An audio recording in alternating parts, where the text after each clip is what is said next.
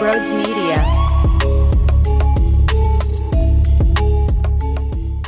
Wow. To say I was sweating would be doing it a disservice. There was water pouring out of every single part of my body. Under my armpits, soaked. Underneath my head, soaked. In my ass, soaked. Because I didn't know if Jose Alvarado was going to get out of that jam. I was getting scared because every single time I demanded one of my relievers to get a shutdown inning, they did the exact opposite. So I thought it was just the trend of the game. But thank God Jose Alvarado found a way. I do have a concern. While I'm pumped about the win, and it was a glorious victory, I am scared thinking about how much wear and tear we are putting on Jose every single time he gets an appearance, because I swear to God, I look at these box scores, 30-plus pitches, 30-plus pitches, 30-plus pitches, and I don't think that that's very sustainable. So you got to have somebody else step the hell up.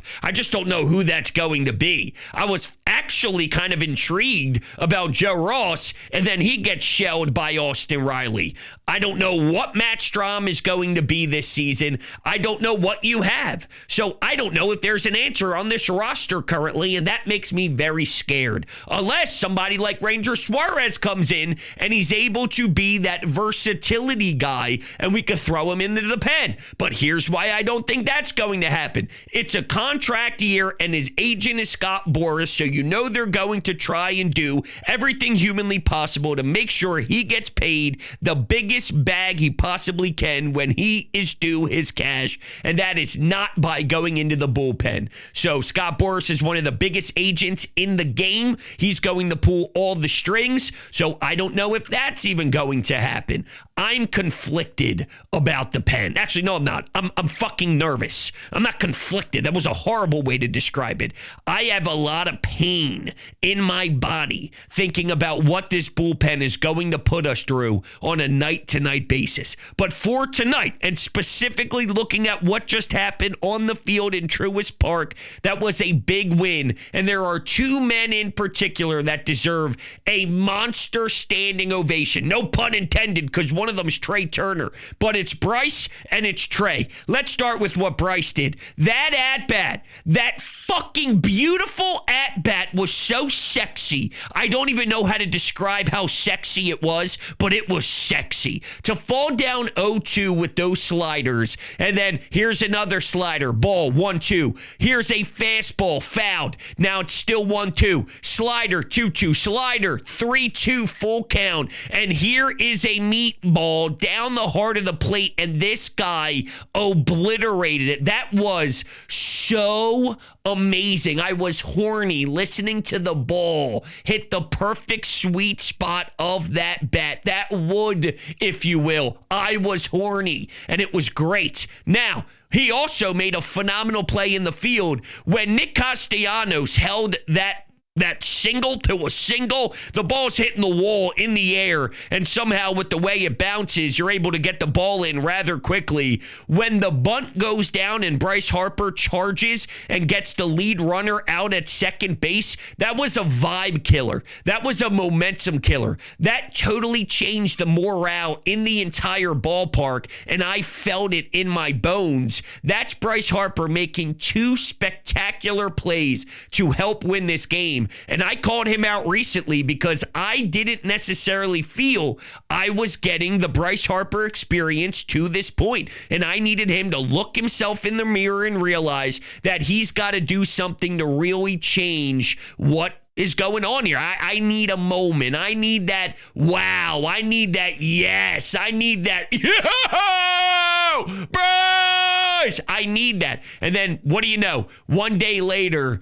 he did that, which was just great. And then the Trea Turner home run in the ninth to put you up 4-3. This guy's always a part of the criticism. He's always getting a ton of blame. He's constantly getting ripped. And in a series against your division rival, where let's be honest, people were frustrated watching this game. They struck out a bunch. Alec Boehm was awful. Brandon Marsh was awful. You had plenty of times to actually get on on the board and you failed. You know, you're dealing with Taiwan Walker pitching into the 5th inning, not allowing any earned runs against this team. And every time that he does something like this, it just buys you more time to not have to stress about the 5th starter and not put too much pressure on you about the 5th starter because you're surviving and you're in chances to win games. So you got to take that. And here you go. You're doing nothing. Boom. Horrible. 0 for 5. Brandon Marsh doesn't even look competitive right now. Between the two, it's embarrassing.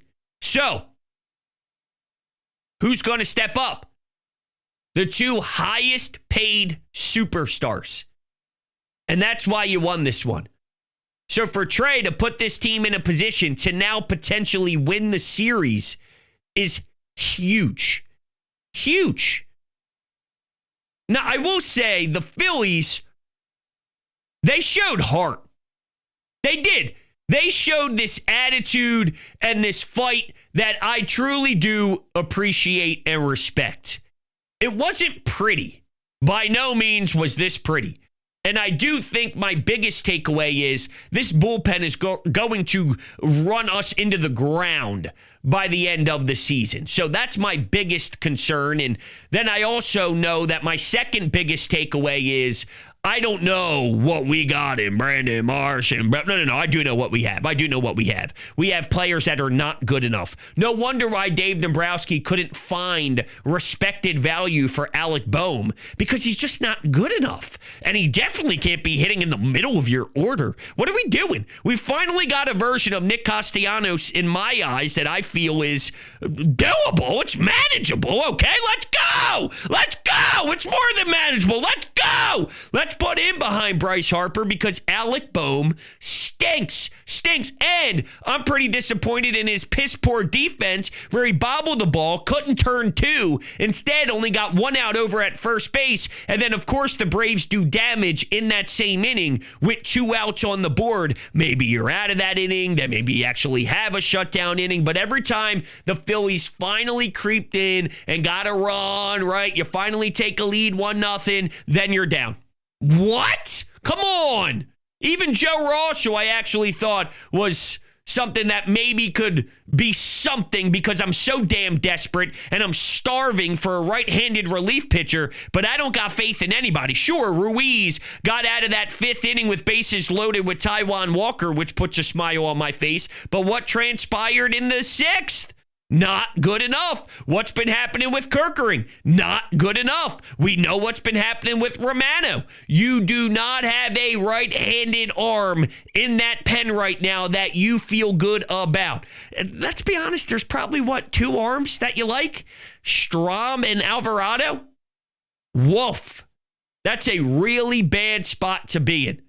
So while I am so happy that they won this game because I want to kick this team in the ball sack. I want to kick this team below the belt badly and take a series from them on the road, especially after they won game 1. They were probably feeling good. They probably thought they set themselves up nicely with Taiwan taking the mound. And I got to give a lot of respect to Taiwan. What an awesome effort. Seriously. I know his pitch count was high for only 4 2/3. He's going to walk a lot of guys, but this is what he is. There's going to be a bunch of traffic. Can he get out of that inning? That's going to be the question every single time that he gets a start. But in my personal opinion, now I know the Phillies won't handle it the same exact way I would personally handle it, but the truth is, the way I see the Taiwan Walker experience, the moment I get 2 back-to-back outings where it's 3 innings, 7 earned runs, crushed, this team's got 0 chance to win on that night because he's just getting torched and he sucks and he's nowhere even close to the plate. He's walking too many guys. He's allowing too many hits. He's getting balls over the fence consistently. If I get 2 of those back-to-back, I'm done. Rip the Band-Aid off. Let's go. We got to do something different. Figure it the hell out. They probably have a longer leash than me, but I digress. The point is this. Every single time you get a start of this caliber, not that it's phenomenal, not that it's one of the sexiest starts you've seen, but it pushes everything back once through the rotation more. once through the rotation more, once through the rotation more. And that truly buys you time. And when it buys you time, it allows for less tension, less stress, less obnoxiousness with the noise. Now, the noise is very valid. It's very reasonable. They deserve to hear that noise whenever you get the ugly version of Taiwan Walker. But good for him, because I'm sure it was not easy to deal with what went down on opening day, to hear all the boos, and then he's starting to give us outings that is fine for a fifth starter. There's just something about the way that he's handled everything. Not that he's been perfect, because the whole social media stuff with Rob Thompson, when he won all those games his first time around, but he wasn't on the playoff roster, was not very professional. But since then, he's been 2 thumbs up. While I'm watching Alec Boehm cry again, I'm watching Alec Boehm slump the shoulders again. It is just rough.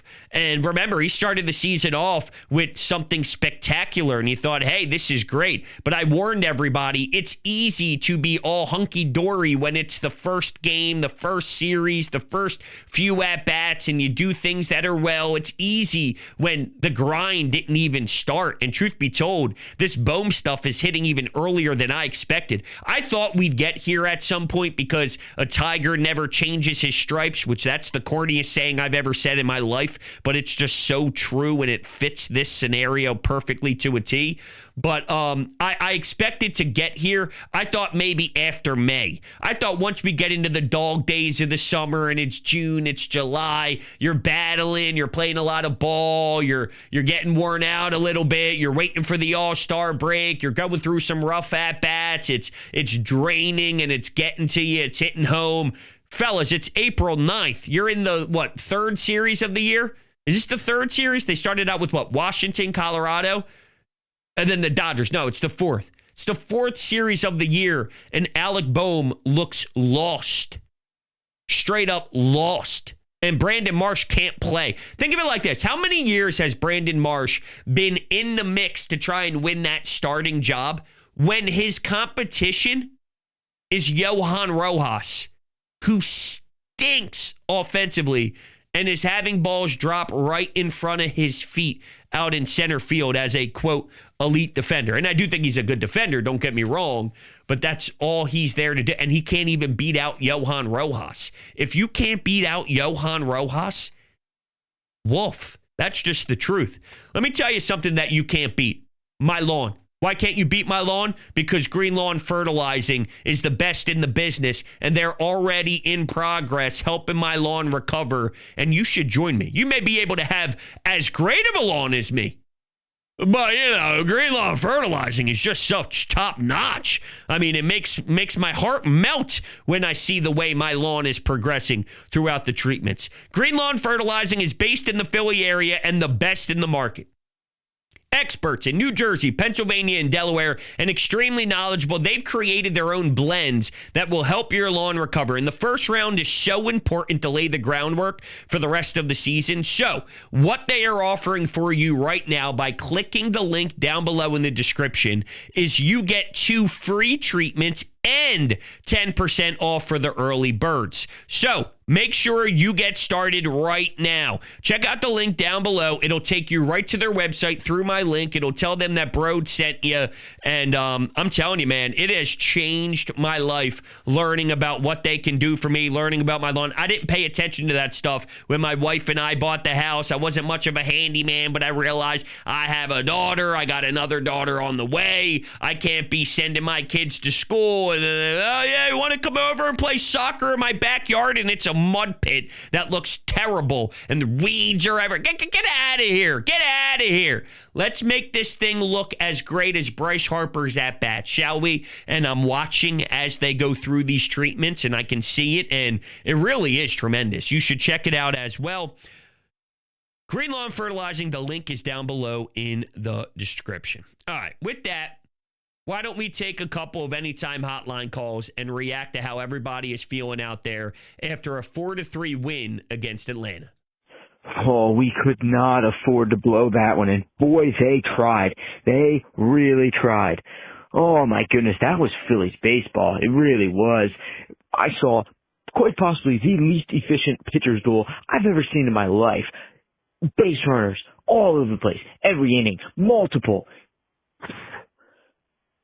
20-plus pitches per inning from both pitchers, 5 innings, no runs, loaded bases multiple times from Taiwan Walker.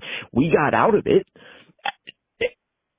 Taiwan Walker is what he is, but he got out of it. That's shocking. We can't afford to blow an outing like that from Taiwan Walker. Bryce Harper brings us right back into the game, and we blow the lead again. I saw that home run coming. It was so reminiscent of the National League Championship winning homer. He's fouling pitches off. He's watching pitches just outside the zone. He was locked in. And then Trea Turner came up out of nowhere. I called the Harper homer. I knew that was happening. The Turner homer caught me by surprise. What a time to hit his first home run. Jose Alvarado coming in to close it out. It got a little hairy there. It got a lot hairy there. He got out of it. We beat the Braves. That's what we got to do. We got one. We split 1-1. Now let's come and finish it, all right? This is what we need to do. We win series. We got to come out and win this series tomorrow. Let's go. I love the passion. I greatly appreciate the phone call. Who's on the bump tomorrow? It's Luzardo, right? So you have Luzardo, and the way that he's been throwing the baseball, you'd imagine that he's just going to pour out a gem. Oh, man, Luzardo, baby. Now, according to ESPN Bet, the Phillies are underdogs. They're plus 105, and the Braves, who are 2-9 on the season, may I add, are minus 125. Huh.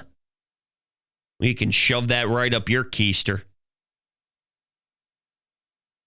Although with Spence going for them, he's done some nice things. He's done some nice things so far this year. Yeah,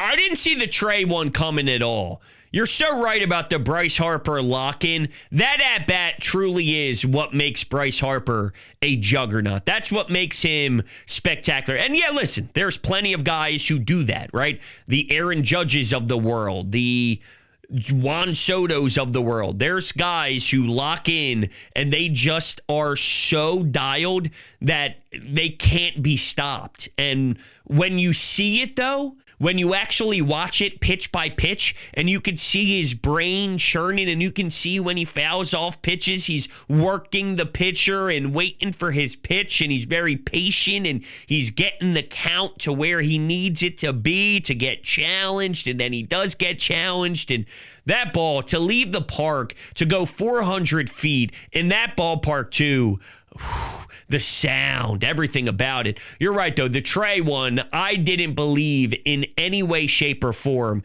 that was going to be the outcome. And he even said post-game when he was getting interviewed with the guys in the booth that he's just happy that he finally was able to drive the baseball. I hope that this can get Trea Turner going in a way where he starts to dominate for a decent amount of time. I don't need him thinking that he is Aaron Judge, where he needs to go hit 60 homers and then that pulls him out of his element. I want him to stay within the Trea Turner vibes. I want him to be a great batting average type of dog who gets on the bases. Remember what he did at home at one of these most recent series where he's getting on second base early in the first inning with a double down the third base line. Then he starts to take off. Who was on the bump? Was it Yamamoto who hesitated? He threw the ball over at third. There was an error. Now he's coming home. I need him to be that pest. I need him to be annoying. I need him to hit singles up the middle and just be one of those guys that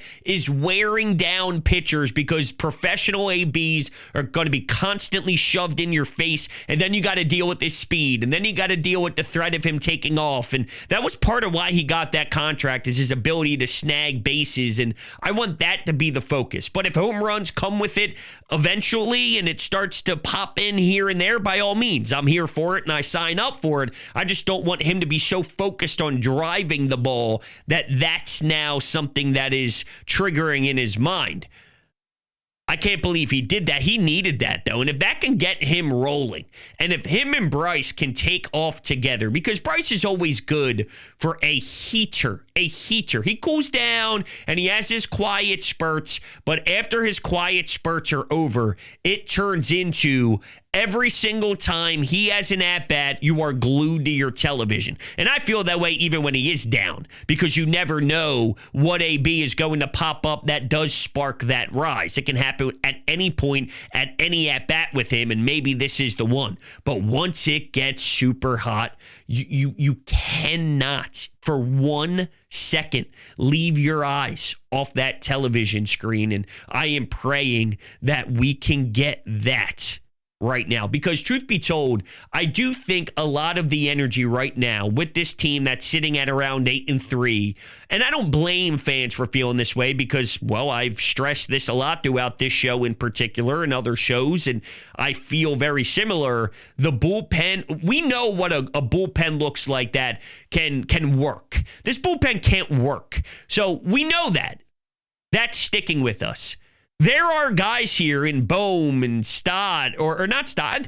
I think Stott is a spectacular defender, but I no longer look at him as a high 285 batting average guy who is eventually going to blossom into a traditional leadoff hitter. I think he's probably a 250, 260 guy who just makes solid contact, more of a 7-8 hitter, but a phenomenal defender. I think that's probably who he's going to be. But Marsh and Bohm, them two together, it's not going to work. Brandon Marsh hurts you, significantly destroys you. So your outfield, which we needed to get addressed, they brought in Kepler. I think he's a guy. So you got a guy in Max Kepler. You have no center field. And you brought in Romano to help you out. Those were your big acquisitions. Kepler's okay. Romano went from back end to right now maybe a 6th inning guy whose velo is really down. Those were your big moves. Bullpen's not good. Outfield's not good. That's probably going to stick with us more than just this start of the season with the record, which kind of stinks because the team is winning, and I've taken a lot of pride in their winning. But now that we're getting a bigger sample size and the truth is really hitting us, we know what the record is. But heading into the year was always about, does this team have enough to win a championship? And I get the large, big picture concerns that may sway people into leaning more negative even after a strong start to the year, 11 games into the season or so, if that makes sense. All right, let's take another call. What's up, bros? I'm happy they won. Good win tonight. Good fight from the offense. Bryce, clutch as always. Trey, big swing. But, man, this bullpen is just not cutting it at all whatsoever. And I do not understand how they thought letting Hoffman and Estevez go and replacing that with 2 low-leverage arms was going to be enough. I just genuinely don't understand. Well, I'll just say this, and I'll let you continue. Remember, Hoffman did not pass physicals all throughout the offseason. So there's that. And 2, everybody hated Estevez. So I didn't hate him as much as everybody else. Now, I thought he'd be a little bit better, but he was a savvy pro arm, I guess. I still wish he was better, but I don't think he was as bad as people thought he was. People hated Estevez. People did not like Estevez. They've been ripping Dave Dombrowski for all of his, and reasonably so, trade deadline decisions, with Estevez being a part of that. So if Hoffman is not passing physicals throughout the offseason, I can't really blame the Phillies for shying away from that, because let's pretend in a world they did sign Jeff Hoffman, and then Jeff Hoffman ends up being injured and having all these arm problems, and then you go back, well, how dumb is Dave Dombrowski for signing a guy who couldn't pass physicals? I get moving, and I got to be honest, Hoffman sucked in the playoffs. Strom sucked in the playoffs. I'm scarred now with anybody who has some regular. You bring back Hoffman, he's a decent regular season. I go, yeah, but he shrunk when the lights got bright. He might not have it. Now, it was a small sample size. It was one series against the Mets, but he didn't do very well. So we talk about Estevez. We talk about Hoffman. At the time, these guys were getting torched by the Mets last year, and people hated them. Now, all of a sudden, Dave needed to bring them back. I wouldn't have minded bringing Estevez back. I wouldn't have minded bringing in definitely different arms, without a doubt. I just remember what the stories were at the time of last year with these same men that now all of a sudden are the end-all be-all. But your point is correct, that he needed to do more. That I stand with. That I agree with. That I co-sign. Regardless of who it was, they cannot feel good enough with this crap. They should have never went into this season with this type of roster with your pen. That I agree with. You can continue, though. We basically have 2 to 3 arms right now that we trust, and God forbid one of them goes down, especially Alvarado. If he goes down, we are screwed. We literally have nothing. They got to do something fast. We got Joe Ross throwing high leverage innings, Jose Ruiz throwing high leverage innings, Tanner Banks throwing high leverage innings. It's just ridiculous. They got to get something going. Also, Brandon Marsh. Alec Bohm too, but Brandon Marsh specifically tonight. He came up with runners on scoring position, I want to say 3 out of 4 at-bats, or 4 out of 5 at-bats, however many he got, and didn't even freaking hit a ball out of the infield. I don't know what they need to do with him, but he cannot play every day against righties. They play him against righties as if he's some threat, and he is not. He can't hit righties, he can't hit lefties, he can't hit water if he fell out of a boat. It's a joke. They got to figure something out, because it's a mess. Alec Bohm, same thing. I cannot handle watching him struggle much longer. It's getting extremely old, but whatever. They won. Good win. Should have won the series tonight, but last night happened, so whatever. Big game tomorrow against Schwellenbach. We'll see what happens. I'm laughing because when you say you can't play him against righties, I was thinking the same thing you said right after that, which is if he can't play against righties now, then when can he play? He can't play against righty. Well, that's the one spot he should be able to play. But yeah, you're right. When it came to him coming up to the plate, that was Bohm in the third, where there was first and second. Bryce Harper and Trea Turner were both on base. Bohm struck out. And then in the top of the fourth, Stott singled the center. Nick Castellanos was at second, so it was first and second. Marsh struck out. Then Marsh ended up grounding out to first base when the Phillies took the lead. Real Muto was on third. So maybe you could have poured 2 runs in instead of only being up 1-0. But Marsh obviously grounded out to first. Marsh grounded out to first with Real Muto on second base in the 8th inning. Not good. Just not good for Marshy.